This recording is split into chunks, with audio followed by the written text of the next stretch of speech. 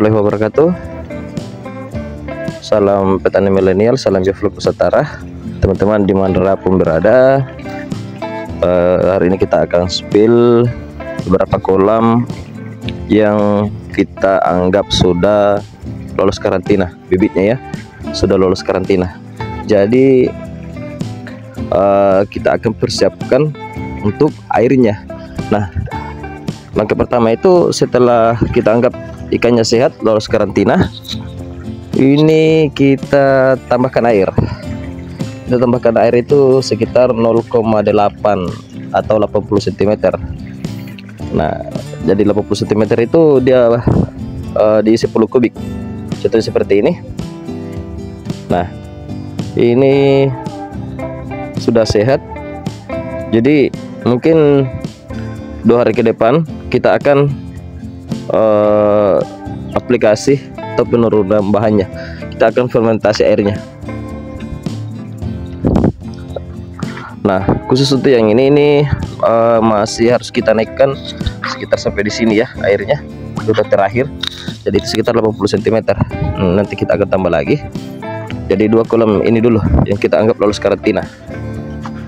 Nah, kita akan siapkan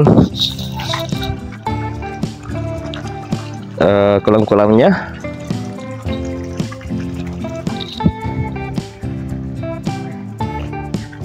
kalau yang ini masih ada sih kematian sekitar satu ekor. Tadi masih saya dapatkan 1 ekor, tetapi mudah-mudahan itu hanya seleksi alam, bukan virus atau sebagainya. Karena kalau virus ya misalnya jamur, itu sangat berbahaya. Masih sangat tidak boleh dan tidak dianjurkan untuk pemberian sumber karbon atau molase, karena molase itu adalah makanan daripada bakteri, sehingga ketika menurunkan molase atau tetes tebu, bakterinya ini akan cepat berkembang biak seperti jamur. Nah, itu bakteri jahat, dia akan cepat merambat ke ikan-ikan yang lain 1000 kali lipat kalau sudah penurunan molase, kalau masih ada jentik-jentik jamurnya. Nah, tadi kita masih temukan 1 ekor, tapi mudah-mudahan itu bukan bakteri. Saya anggap masih seleksi alam sih, karena ikannya sudah pada lincah. Jadi kemungkinan 2 hari ke depan kita akan melakukan aplikasi. Besok kita akan melakukan aktivasi namanya. Aktivasi itu ya kita aktifkan dulu probiotiknya. Kemudian kita lakukan aplikasinya di lusa. Jadi khusus besok itu kita lakukan aktivasinya. Kita kasih bermalam dulu 1 malam, baru kita lanjut aplikasi atau fermentasi airnya. Jadi semuanya kita pakai metode kedua ya, atau sistem terbalik, karena kita karantina di kolam ini juga. Kita karantina di kolam ini, kemudian kita aplikasi juga di kolam ini juga. Jadi kita pakai sistem terbalik atau metode kedua, sama dengan ini juga. Nah, jadi air karantina yang sebelumnya ini kita tidak buang, kita langsung tambahkan saja air yang baru. Ya, seperti yang saya bilang, kalau masa-masa karantina jangan pakainya over, yang terlalu banyak. Meskipun nafsu makannya bagus, kenapa? Agar air yang Anda pakai karantina itu masih bisa dipakai. Jadi tidak ada lagi pembuangan air. Tujuan daripada ini biar bisa menghemat air, karena sayang kalau dibuang. Nah, kalau untuk yang ini,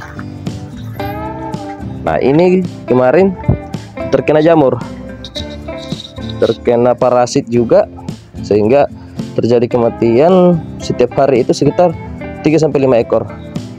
Ini juga sama, 3-5 ekor. Nah, kemarin sore kita sudah obati, alhamdulillah itu 100% langsung sembuh, tidak ada lagi kematian untuk hari ini. Masih ada kematian 1 ekor. 1 ekor sama, kalau di sebelah sana tidak ada kematian, kalau yang ini ada kematian. Tetapi itu turun drastis ya teman-teman, yang biasanya 5 hari per ekornya, per harinya, bahkan bisa melebihi kalau sudah parah. Makanya kita gercep untuk pengobatan jamurnya. Alhamdulillah langsung bisa dikatakan ya 99%. langsung tumbuh.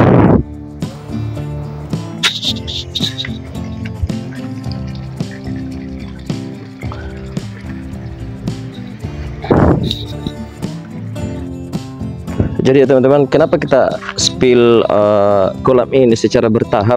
Itu tujuan saya supaya teman-teman gampang mengerti penerapan mulai dari awal,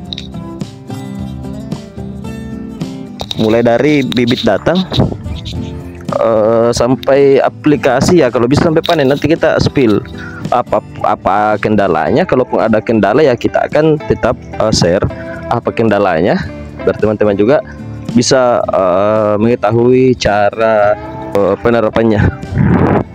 Jadi biasanya saya membuat video itu pada saat aplikasi ataupun sudah berjalan beberapa bulan. Jadi ini sengaja saya buat dari awal.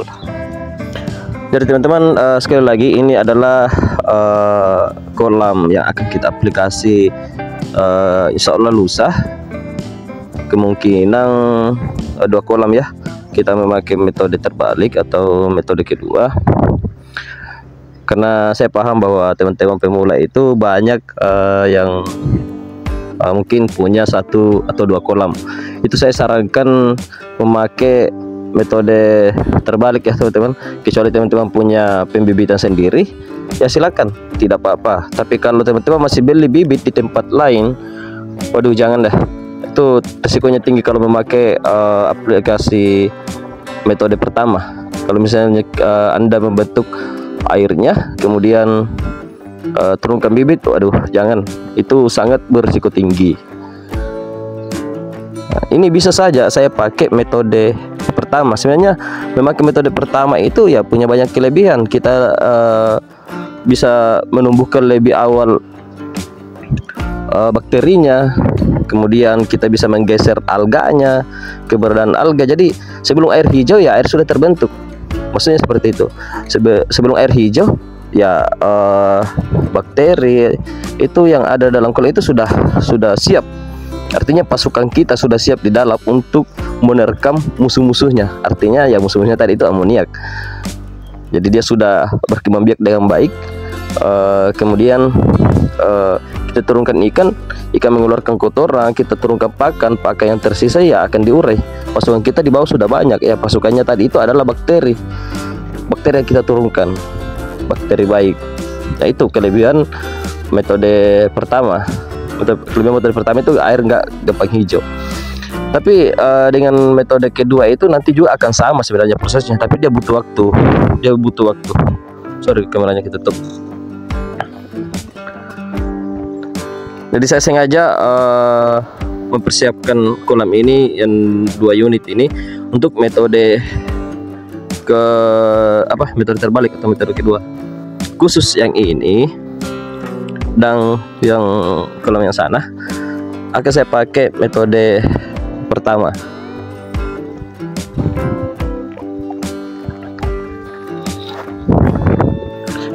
Jadi ini masih kita akan tambah airnya itu sekitar 1 kotak lagi, 1 kotak ini ya, hitungan ini 1 kotak sekitar 15 cm.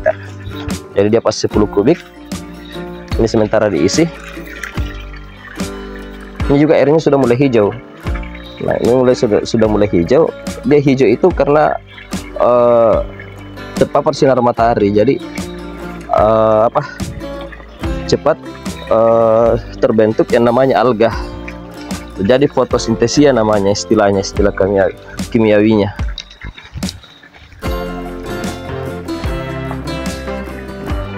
Tapi nanti ini airnya akan alganya akan kita geser semua keberadaannya.